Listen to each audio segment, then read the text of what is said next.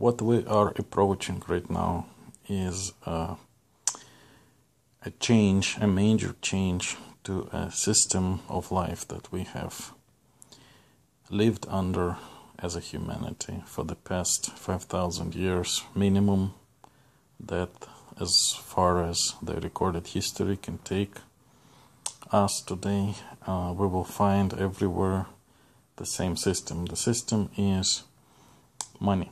There is money. As long as we can remember, the system in one way or another existed. The sign on the door changed here and there, but what's in the door was the same thing. Now, why is this important? It's important because in order for money to exist, number one condition, you have to have shortage. First of all, shortage of money. If everybody can get as much as they want to, then there is no point in having this system, because then there is no shortage. In order for people to have a little bit of money, they have to constantly try to get it from somebody else. That's how from the get-go it was. Who knows how it came to be, but it was based on the fact that there was not enough, whatever it is, money, resource, whatever, food. It was limited, and therefore somebody wanted more than others, and basically this system of money or slash shortage of anything, everything, existed under the same formula, which is a very rough formula. Bottom line is 1 eats, 10 work. That's basically the formula. It exists today, it existed yesterday, and 5,000 years ago. It's been the same thing. Like I said, the sign on the door changes, not what's in the door. What has been happening for the past 60 years or so has been a very different situation. There's been a development that put this system on a collapse course. Now it's like a train wreck running on one wheel and one wheel off the rail, but it's coming off the rails. This development has been a tremendous population increase. Think about it, about the population increase, not in terms of total added population, but in terms of a rate. We have, according to the very rough statistics, estimated statistics, had about 1 billion people on the planet by the turn of the 20th century. And there's been a lot of discussions about what was the main reason why we had such a tremendous jump in population in the 20th century. And the idea that was put in the popular culture and was promoted in the popular culture, the reason is improvements in diet, improvements in sanitary conditions, improvements in living standards. And on the surface it looks like a viable argument, but as long as you poke right underneath the surface, it just explodes like a bubble or whatever you want to call it. It doesn't exist. This easier way to see it, what we call today developed world, okay, we can call it maybe Western Europe, maybe Japan, maybe United States, Canada, but think about it in terms of population. Europe, Western Europe is about 300 million people altogether. United States is about 300 million people. we're not going to count Canada. It's just insignificant number in comparison. Australia, insignificant number in comparison. So we're talking about 600 to 700 million people altogether. Even within this population, you don't have an even spread of high quality living standards. And that means that even though there is a marked improvement in a sanitary condition, in a diet, in the living standards, in a medical aid to people in this so-called industrially developed countries, the spread within this population is very uneven as is. We obviously know that even in the United States, that's considered to be the richest democratic country in the world today, so it's like a beacon of light, they say, in propaganda. You have tens of millions of people who live, I don't want to say how they live, but they live pretty poor life and very poor diet and very poor medical attention and very poor sanitary conditions. And that means that even in the richest country in the world, in the most industrially developed country in the world, as per propaganda, of course, you have a very uneven spread of this condition. Now imagine how this condition spread in India, where you have 1 billion people today, in China, where you have 1 billion, or both of them are over 1 billion now, in South America, where you have over 500 million population. So, Africa, So basically, this is not the main reason why populations have been skyrocketing in the past 60 years, and I'll come back to it, why it is 60 years. But there was one thing that can be not philosophically, not theoretically attributed to population growth, but by practically, practical, direct relationship, not a formulated relationship, not a convoluted, difficult to account relationship as when it comes to sanitary condition, diet, and all of that, but direct relationship. You apply this, you live. And that is introduction of antibiotics. And antibiotics were introduced in mass globally starting in the 1940s. Remember that antibiotics is quite easy to make, quite easy to store, quite easy to administer, and quite easy to transport. Common antibiotics are in powder form. That's how they started. You can have it in an ampoule form as an injection, but you don't have to. You can easily have same effect or very close effect by administering as a powder or a tablet, which is the same thing. It's a dehydrated media. Their shelf life is very good. Their transportation is very robust, and so it can easily be transported and spread out globally in a very short period of time, and large amounts of antibiotics can be produced. We're talking, of course, from the beginning with the penicillin. I know that there's been dozens of new antibiotics introduced over the course of past 60 years, but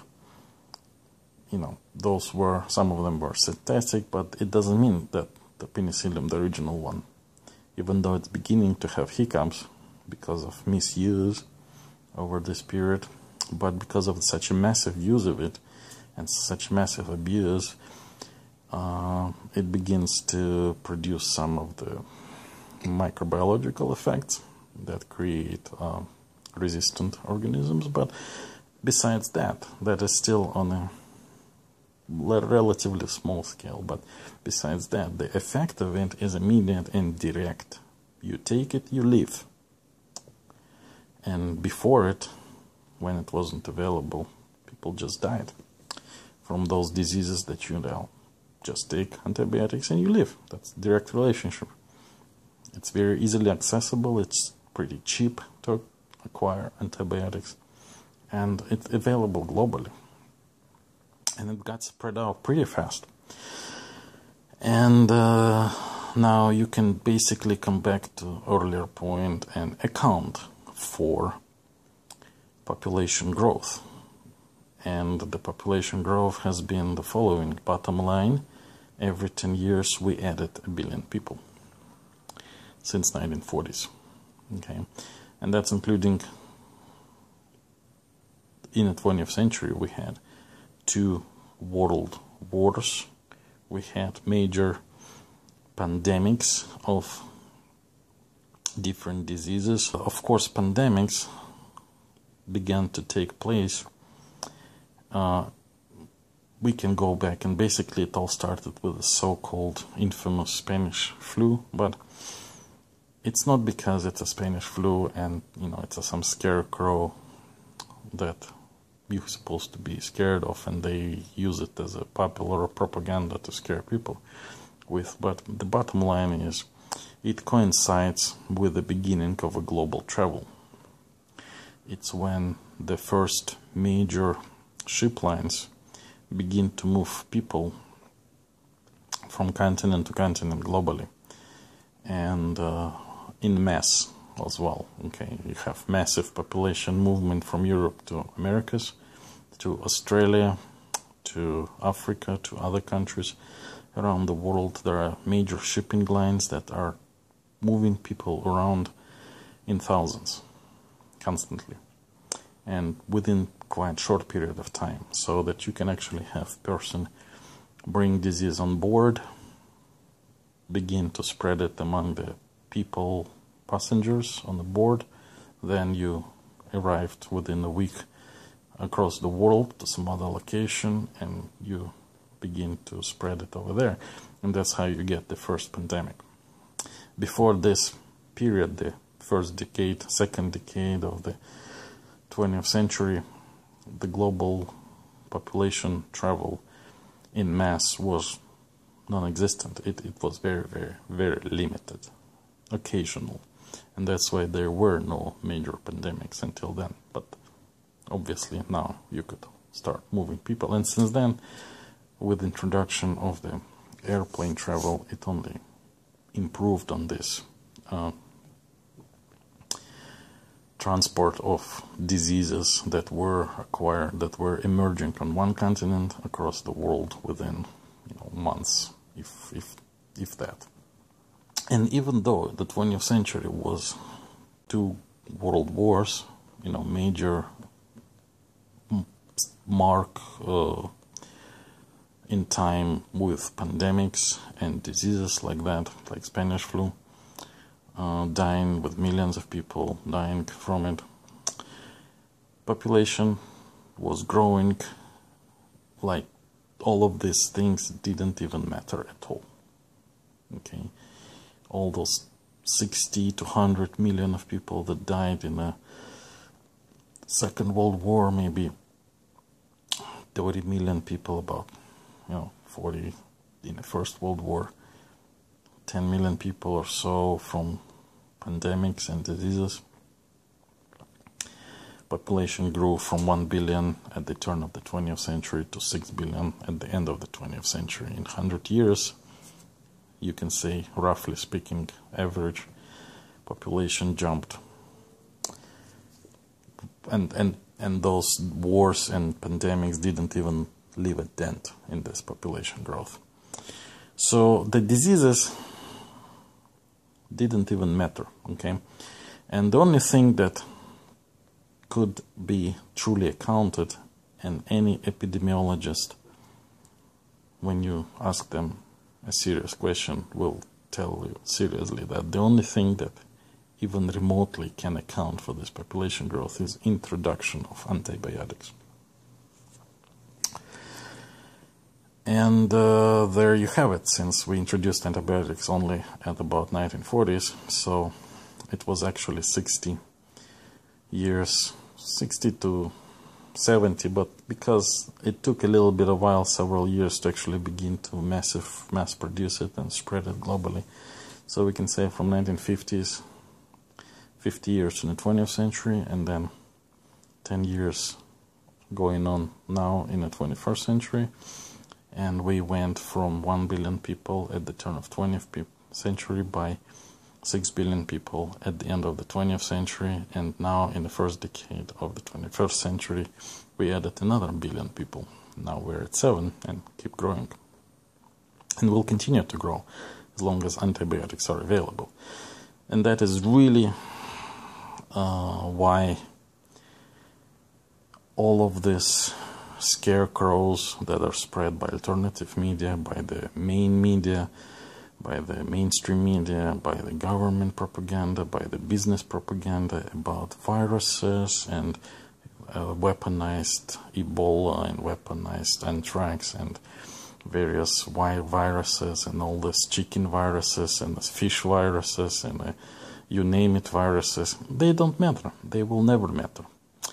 Because, first of all, if you really begin to explain to people how diseases work and how population statistics work, these diseases don't matter. Quick basic example is the so-called the plague, in medieval times in Europe, in 13th, 14th century. They say roughly, very rough estimate, 75% of European population died, and within 1 to 2 generations it completely rebounded, because even though it was a very deadly disease and a lot of people died, but not everybody dies by far, and those who don't die, they're actually immune. They actually probably had the disease, they just didn't die from it, they survived it, and they develop immunity, and now genetically population was improved markedly. And then plague actually kept coming back in Europe because it was introduced again by the first traveling that was taking place on a regular basis back then, with the ships traveling from Europe to Asia and so forth. So it got brought in. It's just some diseases are very potent, and when you introduce them, like with the when Europeans came to South America and bring in chickenpox, it's just some diseases are just very potent, and they do harm, but they do harm very quickly because they infect fast, they kill fast, and then the survived population are immune completely. And even though plague kept coming back, people were not getting anywhere near sick as before, and there was not any significant number of deaths from it. It kept dying and dying and dying across the continent in Europe, and eventually in a generation or two it just completely disappeared, because now everybody was immune to this, and it was fine. Even if you get a little sick, you survive. And that's why it's gonna work with any disease. And unfortunately with viruses, for the weapon system is even worse, because viruses, the way they operate, they're less adaptable.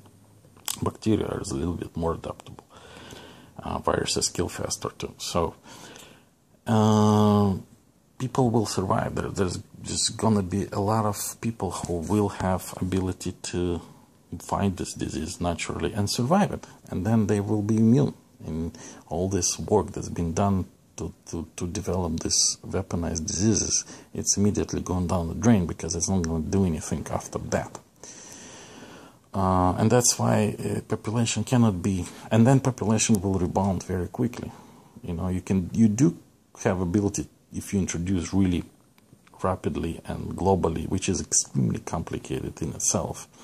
But even if you in some sci-fi way introduce it globally in one mass, one shot, and get so many people sick, 25 to 30% population will survive. And that's with the worst case scenario. And then it will rebound within a generation or two back to billions of people. So, because just to refill resources that are available and empty now, people will have a lot of children, and because there will be a lot of things to do and opportunities, and it's just gonna come back. And that's why it's not an effective way to control population, because it's not it cannot be introduced consistently over a long period of time. It's a one-shot deal. You weaponize, you shoot, they die, and then they're immune. And that's it. It's useless. Now you can throw it away. And, so you have to keep working hard on developing new methods. But it's not effective. It's not practical approach. What's effective in a practical approach is to remove antibiotics from the system. Just say that antibiotics are not useful anymore. Say that they don't do any good. We have to shut down production because they're useless. And then that's it. You will have now 1 billion of people reduction every 10 years. Probably even faster. Because those diseases will come back. They're there. They're suppressed. They will come back. But now population without antibiotics, with weakened immunity and genetic immunity, will be even more susceptible to all of this bacteria specifically. And that will really put the population down and keep it down, because it's consistently operational as an approach. Anyway, that was about why we have such a high population today. But what this population growth also causes is failing of this economic system of money, where shortage of money is basically doesn't work anymore, because you have such a high growth of people. What we're seeing today, truly, it's not a conspiracy by the globalists, it's not a conspiracy by the military, it's not really any of it, although there's been all kinds of various attempts to organize things and control it. I mean, there is so much hate among the billionaires and the millionaires among themselves. They can't organize anything together. I mean, even though some small groups of them tried, but it's just useless.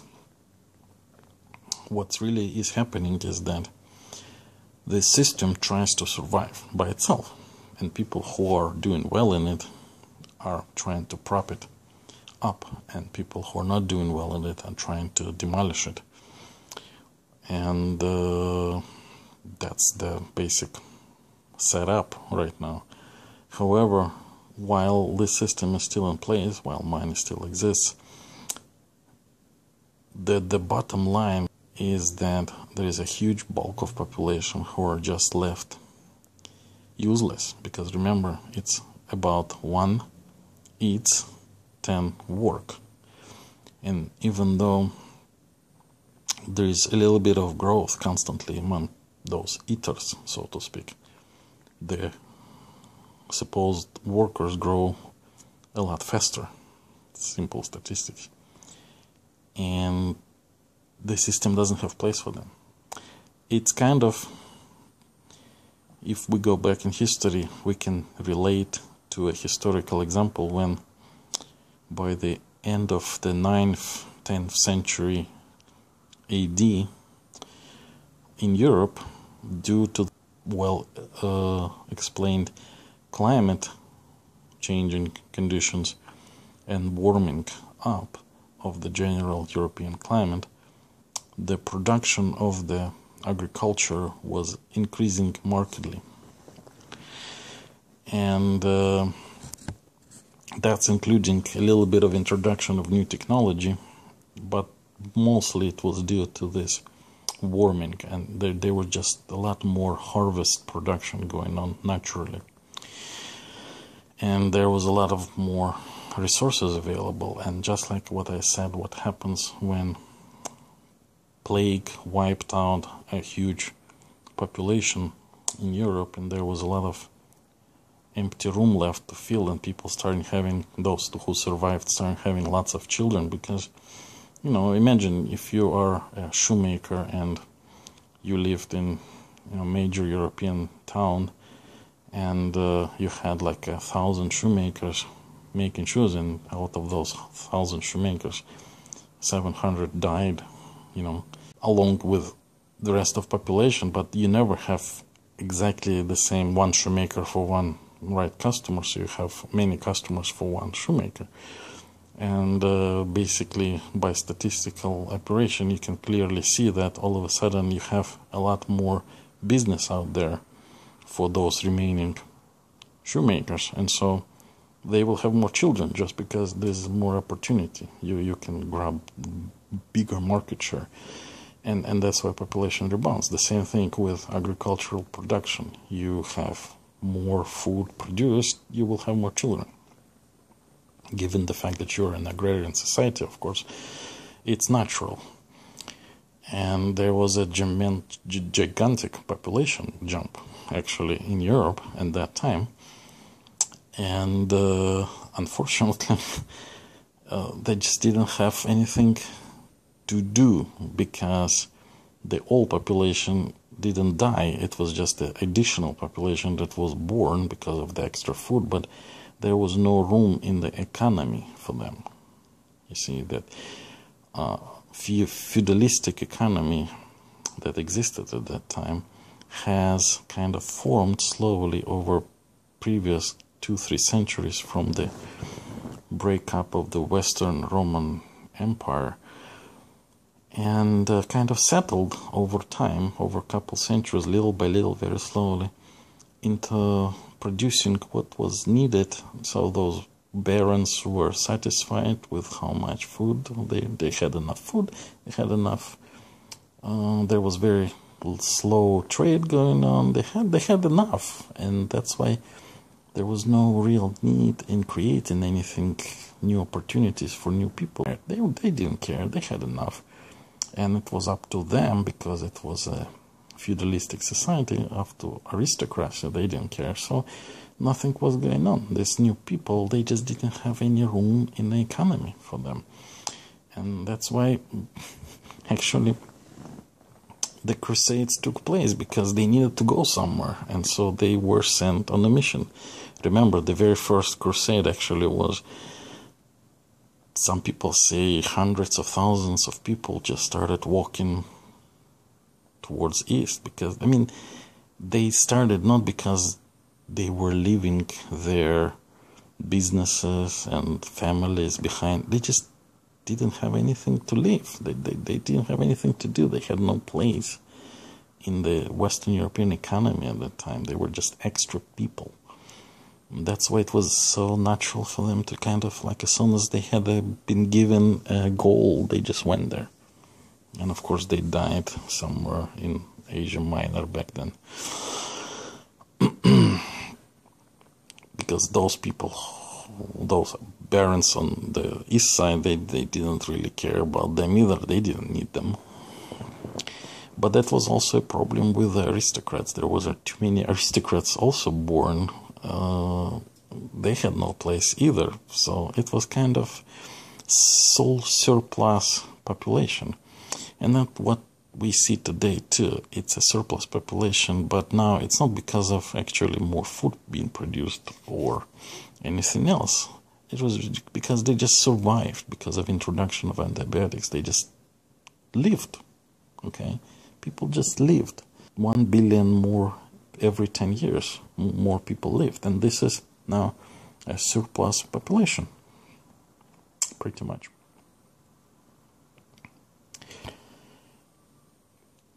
And even though there is a slow process of introducing more people into the ethers, so to speak, and then they are being filled in a little bit by 1 to 10, the system is not flexible enough to sustain this level of population growth.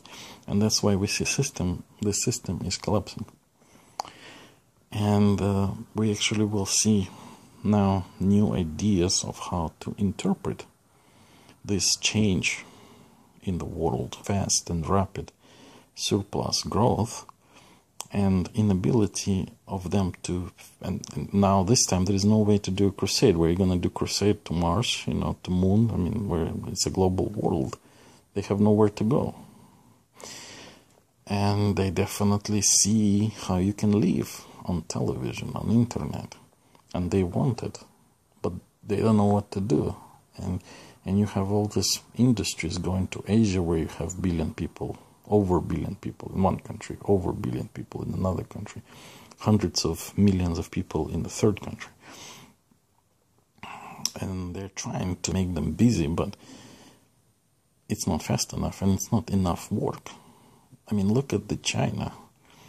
Some of the alternative media do talk about it, but not many mainstream media discuss it and show it, that in all those ginormous cities now on the east coast of China, where they have their industrial development mostly going on, all this ginormous city with 20, 30 million people living in them, even with all that industrial growth in China that took place, they have slums now that are bigger than Bombay and Rio combined, living outside of those cities, because people went to cities for work, because they have now, they see how you can live, you can have the things, you just need to make money, and they go there, but there's nothing for them to do even there. And that's not yet been properly introduced in the public psyche, but once it does, everybody will clearly understand that the crisis today is not financial. That's a pretty much false flag. And it's not really been organized by anybody. It's kind of our elites, they didn't expect this to happen too. You know, the world just ran out of money. There's just too many people using this money, and the world ran out of money. It was not enough money generated to sustain this kind of population growth. And they're trying their best to introduce this money, but the way they do it according to the philosophy of this money system, where 1 eats, 10 work. And they keep giving money, and they just don't do what they're supposed to be doing. They're not creating this new opportunity for all the surplus people out there. And this is the real crisis. That's the real crisis. The crisis is that what's going to happen next? And what happens next? These people will have to find something for themselves to do. And that's where it's possibly this virtual digital technology will find a solution. However, the problem with virtual digital technology, it's virtual and digital, it's not real. It's difficult to generate real food and real living conditions so you can use digital technology and virtual technology to tap into the physical world, but physical world operates by Formula 1, it's 10 work. So you can keep adding people who tap into that system, trying to open a little bit of a spring towards themselves of these resources, of physical resources. But how many people can tap? Again, it's been tapped in already, and that's why there is a financial crisis. And what's next? There is just not enough. The system needs to change, and it will.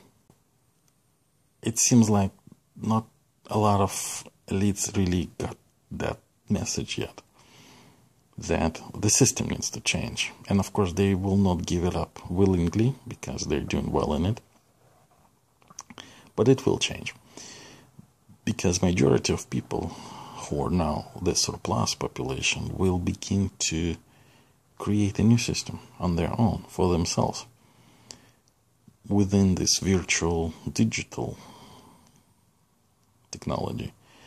And the Bitcoin in that world will, and things like Bitcoin that will be developed in the future very soon, to generate some kind of new activity where these people can be busy. But there is one catch there: it's gonna be virtual.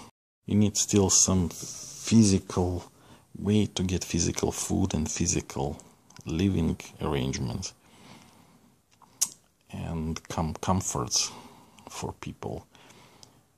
And that's where the challenge really is, because they will start tapping so hard into this physical 1 to 10 relationship, that it will collapse it. And that what will happen next will be the beginning of the new world. And of course, it's possible that some psychopaths on the elite side will try to do things like some of the fringe media suggest, that they will try to attack and do war, introduce various diseases, and it will be horrible. But ultimately, this is not gonna be effective. They just perhaps didn't realize it yet. And then the world will move to a new place. And of course, knowing the history of how things generally happen, it's gonna be a combination of everything, as usual, and actually more rapidly than in the past, because things are now happening much faster, because the information spreads faster, the action can take place faster, and people can communicate and organize faster and think faster, because the information spreads quicker. Remember that people only aware of things they pay attention to, and that is why if you have the most brilliant brain structure, if you don't put information in it, it's going to be useless. People are computers, biological computers, so without good information, it's useless. And you can only be smart if you have enough information. Is because of your processes are better than somebody else's. You can actually think of something good and better in the long run. But if you lack information, it's all equal. It doesn't matter. It's just a biological mass that is non-functional without information. And that's why with information spreading faster, there is so much bad information out there, than so much more bad information than actually useful, practical, good information. And the operating in this environment is very difficult, and it hasn't been yet determined how best way to sort out through all this garbage basically out there. 99.9% of information on the internet is pretty much garbage. It's useless. But there is more better information than before, and it can be connected faster in a new ways. It's just sorting out through all this garbage is still the work in progress. People didn't learn how to do it yet. This is just everybody just enjoys the amount of information. Mostly for entertainment purposes, but once everybody get enough of the entertainment, they will start actually moving more and more towards a practical use, and sweeping away all the garbage and nonsense, and mostly focusing on something that is useful and real. But basically, in a nutshell, that's what the real problem is. It's a population growth and a surplus people, and the fact that the system of 1 to 10, 1 eats 10 work, tries to preserve itself. But of course, it will change. All old systems change. Old systems always get pushed aside. Now it's just came time to the Z system, the main system of humankind, the money. It has basically died already. How it will actually come out on the other end, it's not clear yet.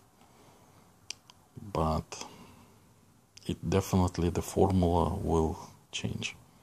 It's not going to be anymore 1 to 10. It's going to be a different different arrangements altogether.